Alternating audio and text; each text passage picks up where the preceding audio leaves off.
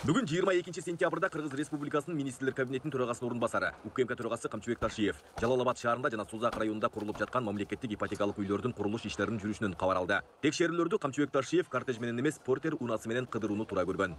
Айтчы, эмне болуп атат? Азыр 7-кызга келдик. Бетон иштери боюнча. Ноябрь 15-сине барып бүтөсүң. Бетон иштери бүтөсүң. Үстүн жабасың. Быйыл кыл үстүн жабаласың. Бардык эме корпуста барып. Эмне жетпейт? Тараптан бардыгы жетиштик. Эми бунун бардыгы эл үчүн мамлекет үчүн жасалып аткандан кийин ошого ак ниеттүүлүк менен аракет кылыш керек да.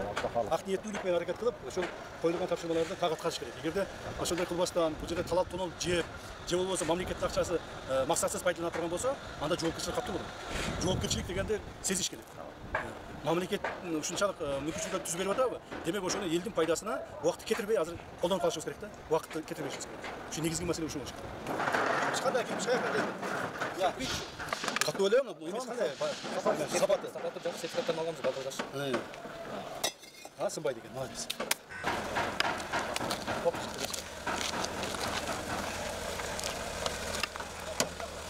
Я